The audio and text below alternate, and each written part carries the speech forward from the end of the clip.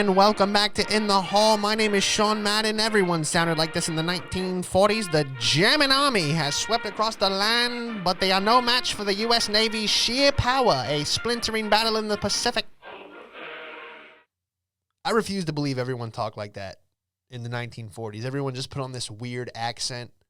Okay, I really think it was the microphone from like the 40s to the 60s, just the way it sounded, that weird echo, some kind of reverb. I don't know. Maybe everyone was bullshitting. But anyway, man, thank you for being here. I'm feeling real positive lately. I don't know what it is. I just feel like, everything is going well. And I'm going to ride this feeling because you don't always feel positive. Okay? But I feel great. I feel how ISIS must have felt when they stumbled across all the shit the United States military left in the desert. Okay? That's how I feel. I feel like I just hopped out of a 1985 Toyota and opened a dark green crate containing 2 new shiny missiles with the U.S. flag on it. Okay? Now that's pure joy, my friend. Free shit from the United States Marines. All right, but let's get into it, man. We got a good episode. We talked about black hockey players, okay, black people in the NHL, connoisseurs, and XXXL t-shirts. So all that and more. Enjoy episode 37. You want to smoke something? You've seen him perform all over LA. Give it up for Sean Madden, everybody. What have we got here? A fucking comedian. This joke's not gonna go well. You gotta let it fly. Is there anything more annoying than a connoisseur? A connoisseur? And that's someone who's an expert in taste, but usually doesn't have any. Okay? And I'm only giving the definition because I know my audience. All right? I know who's out there listening. I got a cousin in South Carolina that just went, connoisseur. Well, I happen to like connoisseurs. Those are my favorite dinosaur. Okay? And to his defense, it does sound like the most annoying dinosaur. All right? In the next Jurassic Park, they're going to be like, everybody, here comes a Connosaurus Rex. I'm like, should we run? Like, actually, no. He's really picky about what he eats. And then it just bites into the wing of a pterodactyl, spits it out. He's like, this is bullshit. This wing needs more sauce.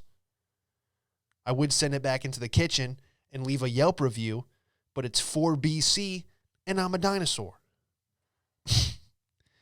Yeah, so there's this guy, I'm at the store.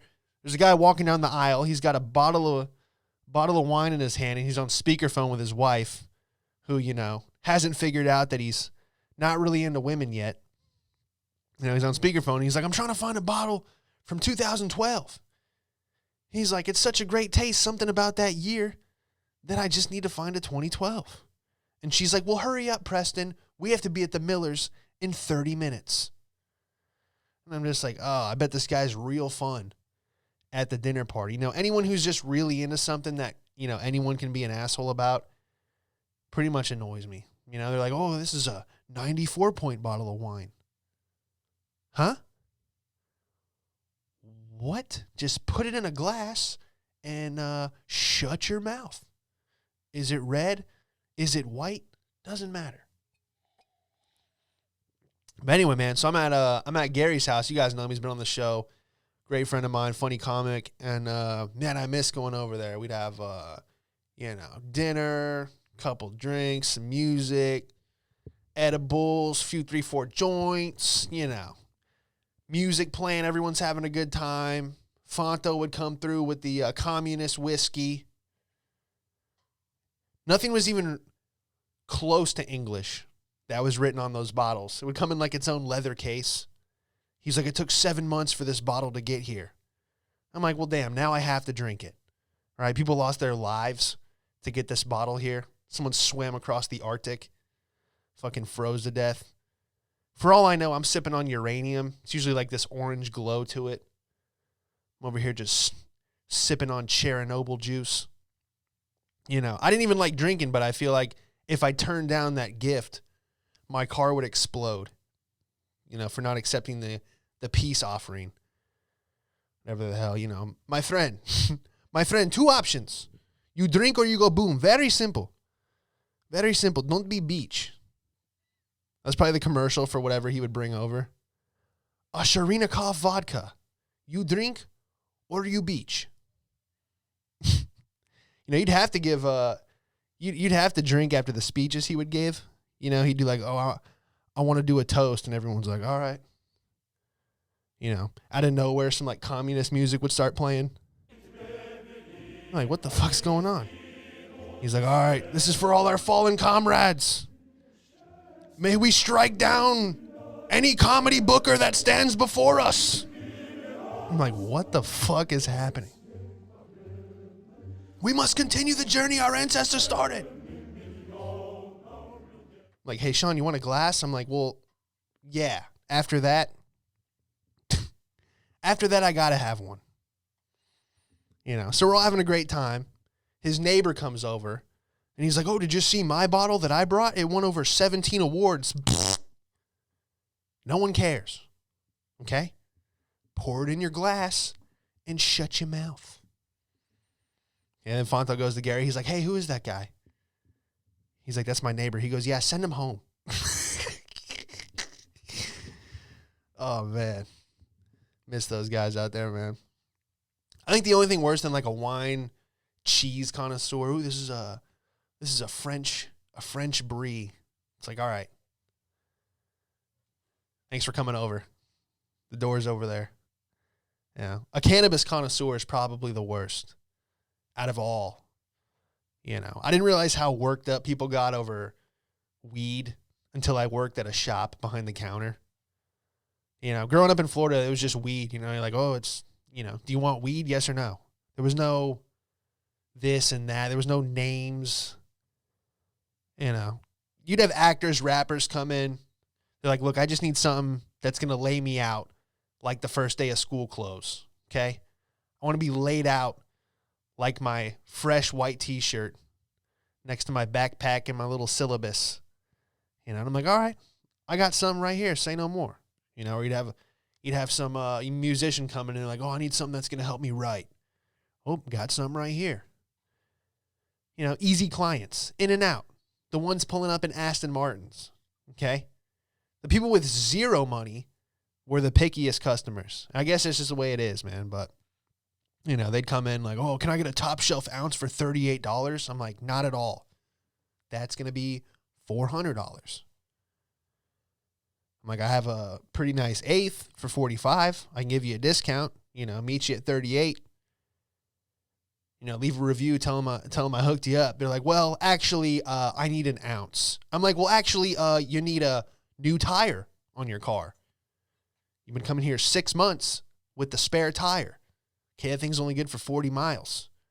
Why don't we reroute our priorities? Coming here every day for the last 3 months. Oh, I only got $20. Can I get a pound that tastes like Jolly Ranchers? You live in a Camry. Okay? Let's not worry about the percentage of the sativa. Okay? And start figuring out how we can buy some property. People would come in. Hey, yeah, I know I haven't showered in 6 days, but do you have any more of that Gorilla Walker? Hey, Gorilla walk your ass to a job interview. How about that? Okay? Does Gavin Newsom know you're spending the unemployment money on ganj? I don't know. Anyone that collects anything, that's weird to me too. Anyone that has like an excess of one item. You only need one, People that have like 38 AR-15s, it's like, hey, why don't you just have one? You can't tell them that though. That argument. Oh, you can only hold two at a time. Like, whoa, not me. You should see my cousin. He can shoot a gun with his big toe. You're like, okay. I remember I was, actually, I've been blown away about how many adults still collect baseball cards. I just had to unfollow 2 guys that I used to work with. And these guys are millionaires. Okay, they own a Ferrari. This guy's a Ferrari, and he's over here like, oh, look at this rookie card. What? But hey, if you're in your late 30s and you want to whack it to a picture of a guy with the word rookie next to his name, then by all means. I'd rather be chilling in the infinity pool, maybe taking the Ferrari out. But, you know, you want to post on Instagram, this guy had 43 homers this year. Oh, I'm going to fucking bust. Dude. One time I was selling this guy an alarm system in out in Lehigh Acres. It's an interesting area. So I'm out in Lehigh Acres, Florida. I'm in a trailer park, door-to-door selling, home security systems. This guy had a whole room dedicated to Hot Wheels cars. I've never seen anything like it. Okay? Some of them were, you know, they were all in the packaging, all separated into different categories. He had them all mounted on the wall. Just looked like a wild wallpaper. And he's like, this is the Fast and Furious collection. This is the classic car collection. He's like, this is my favorite room in the whole house. I'm like, well, it's the only room in the whole house considering we're in a single wide trailer. And he's like, yeah, this collection here ran me a little over $50K. He's like, some of these cars are $1,000 alone. I just remember closing them. He's signing the contract. I got him all hyped. I'm like, we're going to put a motion detector in the NASCAR Hot Wheel room so no one's going to steal that collection. He's like, good. You know, you're actually real lucky to see that collection. He goes, I don't show many people that. I go, I bet you don't. I bet no woman has seen that collection. God forbid she got that close. You know, how are you going to take someone to bed when you don't even have a bed in the one room? You know, I'm like, where do you sleep? He's like, oh, I just sleep out here in the lazy boy. I fall asleep most nights watching NASCAR reruns anyway. I'm like, all right, just sign here so I can get the fuck out of here. I remember we started talking. He asked me, he's like, did you go to school? Did you go to college? I'm like, yeah, I did like 8 weeks. Wasn't really for me. He's like, man, I've always wanted to go to school. He's like, I just never had any extra cash laying around. I'm like, well, you can convert that Hot Wheels wall into some tuition. He's like, hell no, man, that's my retirement right there. That's crazy. He goes, I got some of the first Hot Wheels collections in NEM. I'm like, okay. Once again, sir, just I need your okay right here. Thank you. It's been good, man. I started watching hockey again. And sorry, I got my headphones like full blast, dude. I can't even hear myself. I hear myself too much, actually. Oh yeah, I started watching hockey again, man. I forgot how much I liked it, dude. Right when I cut it on, there was 2 guys just throwing uppercuts. You know, and the refs standing around just watching. I'm like, this is the greatest sport ever. You know, just for the fact that you're not allowed to trip anyone while you're skating. But if you want to throw a haymaker, if you want to shed some blood on national TV, you know, next to the Honda logo, then by all means, you know, it was awesome. Then it cut to this commercial. And had this heavyset woman, you know, she started talking about how hockey has been dominated by the white folk for too long and how we need more black people in the sport. Just some like fat white lady. You know, I'm like, first of all, when do these people sleep? I'm like, they've got their tentacles and everything. All right, just leave some stuff, okay? You don't need to be everywhere with the, you know, everything is racist. You know, and first of all, I'm like, who made this woman the face of black NHL? Okay, I'm like, what is she gaining by this? You know, trying to force a culture to play a sport. Okay? She just kept showing this one black hockey player, and I don't know anyone's name, so forgive me. Okay, I don't even know what team anyone's on anymore. I don't follow it. Don't be upset. You know, but she was just so flustered. It was almost funny watching her try and make it about a race issue. She just kept going on and on. You know, the systematic racism is preventing black people from being in the NHL. I'm like, no, I think it's the ice skates. I think the ice skates are preventing black people from being in the NHL. Okay? The only time I've ever seen a black guy ice skating was because his white girlfriend dragged him to the rink. Okay, you know free skate where you get like 45 minutes to just circle, you know, do laps. That's the only time I've ever seen, you know, a black guy on ice. Usually holding the wall with one hand, the other hand on his girlfriend's shoulder. You know, and she's like, come on, Jerome, it's not that bad. You know, he's got like a level of fear in his eyes, deep regret. Remember one time I skated past this black dude, and he looked at me as if I could help him, you know? And I'm like, you signed up for this, dude. I'm like, that's your fault. You know, you should have known when you started dating this white chick that you're going to end up with some ice skates on. That's what's going to happen. You know, you can't avoid it. You're going to have to do it at least once, okay? It's just always the dude holding onto the wall, just kind of inching like, fuck. Yeah, totally regrets it. So funny, dude. I'm just getting like frustrated watching this woman just spew her like Karen woke bullshit. You know, she's like, the white ice is holding black people back. I'm like, what are you talking about? You know, like she's actually watching hockey being genuinely upset that there's only one black guy on the team. I'm like, can you imagine if they did that with the NBA? And here comes Whitey Whitaker. He's the only white guy on the team. So brave of him to be out there on his own, surrounded by all those black players, Jim. Usually it's just the coach and the ref that are out there on the floor, but this honky's all on the court by himself. Whitey Whitaker out here breaking barriers. They don't do that, dude. This is a huge step for the white race. Yeah, the more you make it seem like it's a big deal for having like one particular culture involved in something, I just start like questioning people's motives. You know, every black guy in the NHL, this lady wanted to make a documentary. She's going after the social justice warrior money. You know, her pilot didn't get picked up, so she's like, all right, I got to start making documentaries about black NHL players. You know, I just really started questioning her. I'm like, are you trying to keep the sport white? I'm like reading in between the lines. You know, what she's really saying is that she can't believe that there is black people in the NHL, and how can we stop it? They're taking over. I'm just saying, man, if you want more black people in the NHL, you're going to need to do something other than make like a weird ass infomercial mid-game. Okay? No one wants to see that. You know, I would start brainstorming some ideas on how to get more black people into the NHL, but we don't need that on audio. Okay? I don't need this played back when I start making real money. Comedian Sean Madden on thin ice after a racially charged hockey rant resurfaces. He also stated, and I quote, keep the sport white. I'm just be sitting there like, you know, fucking Adidas drops me or whatever. Anyway, man, it's good to be here with you guys. Hope everything is well in your world.